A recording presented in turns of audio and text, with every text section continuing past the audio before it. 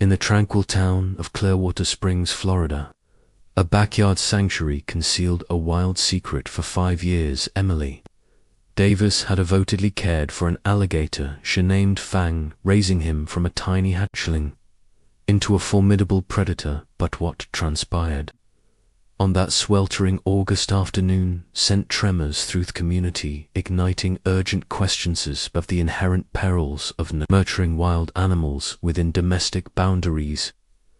Welcome to Animal Chronicles, if compelling real-life stories about and the animals that turn against them intrigue. You make sure to subscribe, like, and share. Now let's explore the story of Emily Davis. Emily Davis was 28 years old when her life ended tragically in Clearwater Springs, a serene Florida town better for its sun-kissed citrus groves and dedicated wildlife rescues. She was a recognized figure, almost a local hero. Emily didn't just feel passionate about animals, she lived for them. Orphaned raccoons, abandoned possums, injured gratia. Her home was a haven for them. Elliot Nunn had claimed her heart, quite like the hatchling she had discovered near the Appalach River 5 years prior. It was barely 8 in long, small enough to fit in her hand, with prominent eyes and a soft striped underbelly. While most have recoiled, Emily gently scooped it up, swaddled it in a towel, and brought it home. She named him Fang. Friends recall an immediate connection. Emily Ward often joked that Fang had imprinted on her like a duckling, viewing her as the only mother he'd ever known. Through her animal rehabilitation center, she secured a special wildlife permit, allowing her to keep and care for Fang, even as he continued to grow and grow. He did. At 3 years old, Fang stretched over 5 feet long. By age 5, measured nearly 8 feet from his snout to the tip of his tail. This growth didn't go unnoticed, neither by those around her nor by wildlife officers. They issued warnings, emphasizing that alligators, however tame they might appear, never shed their primal instincts for an apex predator. They explained food and territory would always outweigh love or trust. But Emily dismissed their concerns. To her, Fang wasn't a danger, he was an exception. She fed him by handswarm alongside him in her backyard pool, and even allowed him to sunbathe at her feet, while she read on the patio. Countless photos and social media posts documented their bond, Fang resting his head on her lap. Videos showed him responding to her voice like a trained canine. Public reactions were mixed. Somewhere astonished, others deeply concerned. She treated Fang like her child, a colleague. Later reflected perhaps that was the crux of the problem. Yet for 5 years their unique coexistence remained uneventful until the afternoon it didn't. Found him in the summer of 2018. He was half submerged in a mudbank by the Appalach River. Tiny Gator, no more than 6, in long, chirping for a mother who was likely gone vulnerable and alone. His chances of survival were slim. Fang became Emily's latest rescue project. Button, like the myriad creatures she had rehabilitated and released over the years, she chose a different path for harnessing her wildlife rehabilitationist. She successfully applied for a special permit to raise and house the young alligator indefinitely. Initially lived in a large indoor habitat, complete with heating lamps and a custom lot pond. Emily hand-fed him a detox ground turkey mixed with vitamin C, a gentle tap on the enclosure to signal feeding time. She approached his upbringing like raising an infant. Every interaction, every feeding reinforced her belief that Fang was unique, that he knew her. As Fang grew, so did the inherent dangers. Though Emily seemed oblivious, he reached 3 feet. She relocated him to an outdoor enclosure with a small waiting pool at 4 trillion. This was upgraded to a converted in-ground backyard pool, which Fang used freely. Emily swam with him regularly, convinced it fostered trust.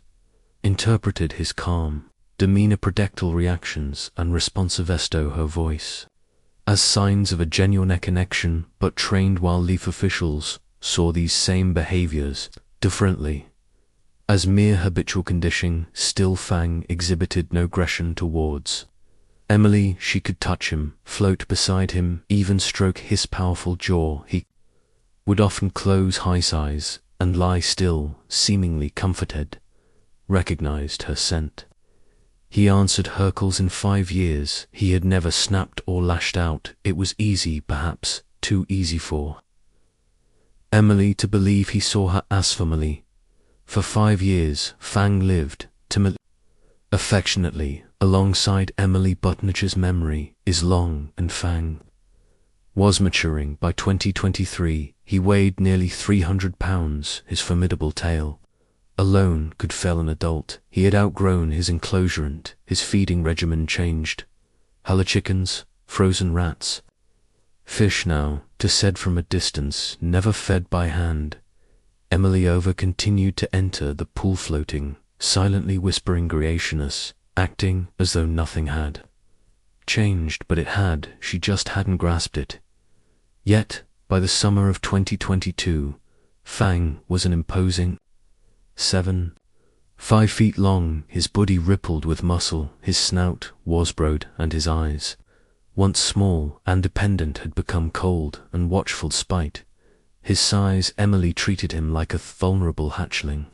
She'd rescued, swam with him, talked to him, and fed him whole chickens, which he now devoured with thunderous force. Concern mounted among wildlife officers, neighbors, and even close friends. Kevin Miller, a veteran field officer with the Florida Wildlife Commission, visited after a routine inspection, raised red flags. He knew of the pet gator lady. Her name was whispered in staff meetings. In his report, Miller noted Fang's size and enclosure, but was most struck by Emily's attitude. At some point, he told her directly, "Instincts take over. He's not a dog, Emily." She offered a familiar smile. Having heard it all before, she saw warnings as rooted in fear, not reality. Insisting she knew Fang better than anyone, that he was calm, predictable, safe. But neighbors started reporting incidents, loud hissing during feeding, Fang rearing up and slamming his tail against the fence. As Emily approached, a teenager saw him lunge towards the chain-link fence jaws. Agape, Emily remained defiant, posting a video line of Fang resting by the pool, just feet away from her. He's misunderstood, she narrated. He just needs trust. The comment section pleaded with her, "Be careful, stop swimming with him, let him go, it's a ticking time bomb." One warned. Emily ignored them. The warnings had been issued clearly and repeatedly. Soon they would prove tragically prophetic. On the humid afternoon of August 18th, 2023, Emily Davis stepped into her backyard with a pool skimmer. The water needed cleaning. Fang was nearby, a massive form floating near the shallow end. Normalicum. During cleanings today, he was strangely still, eyes half closed. Muscle stents. Emily, confident from a 100 past cleanings, slipped into the water.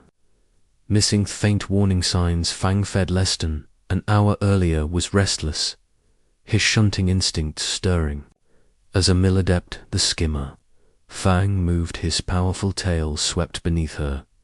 Before she could react, his jaws clamped onto her right leg. The force was immense. Instinctively, Fang began the death roller, violent spinning motion to incapacitate prey. Emily's raw screams filled the air. She fought, but his grip was ironclad. Panic shattered the quiet afternoon. Neighbors heard the scream and dialed 911. Emily thought it was just another cleaning. Fang had other plans. At 3:15 p.m., Helen Richards, Emily's next-door neighbor, was gardening when a shocking sound pierced the calm. Frantic splashing, followed by desperate scream. Helen ran to the fence, peering over in horror. Fang was thrashing violently. Emily struggling. Fang lunged His jaws crushing her right thigh, he initiated the terrifying death roll, pulling Emily underwater again and again. "Help, please." She cried, but her voice was quickly silenced. Helen's hand shook. "Arse. Dialed 911. There's blood in Theppel," she stammered. "She's not moving, please hurry." In the pool, Fang dragged Emily toward the deep end of the water. Turning dark, her struggles weakened. Negus watched, helpless, as emergency lights flashed and sirens wailed. Rescue teams arrived, but Emily's life was already fading away. Within 8 minutes of Helen's call, emergency crews arrived, paramedics and officers from the Florida Fish and Wildlife Conservation Commission rushed into a chaotic scene. Fang thrashed in the deep end, officers used long poles to push him away from Emily's motionless form. Paramedics waited in, pulling her from the murky water. Her body was limp, covered in suture. Right leg severely damaged with deep lacerations and crush injuries. Despite frantic efforts, Emily remained unconscious. Rushed to the hospital. Trauma surgeons fought for her life, but injuries were too severe. Hours later, Emily Davis was pronounced dead. Thecarosis wasn't over. Fang now, a lethal danger, was captured, using tranquilizers following state protocols for alligators involved in human fatalities.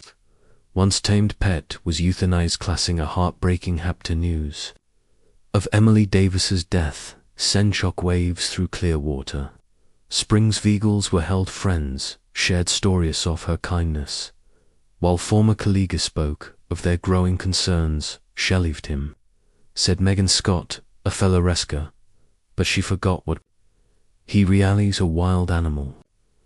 This tragedy ignited fierce debates over Florida animal laws. Experts stressed a vital truth: you can't train nature out of an alligator's DNA, stated Dr. Alan Peterson, a leading herpetologist. They revert to Emily's story became a somber lesson. Dr. Susan Webb, a reptilian bavacity, explains that as Fang matured, his territorial instincts inside Emily, once familiar, became a perceived threat. The attacks stemming shortly after feeding was crucial as territoriality and irritability hive them. Humans tend to anthropomorphize. Dr. Webb notes, seeing affection where instinct rules, wild predators operate on survival. We must respect their wildness. Emily Davis dedicated her life to saving animals. In trying to tame nature, she lost hers. Her story is a solemn reminder of the fragile line between human and wild. Emily's story moved you. Share this video to spread awareness about exotic pet. Subscribe to our channel for more true stories, and don't miss our next video on the risks of keeping dangerous pets. Thank you for watching. Stay safe and respect the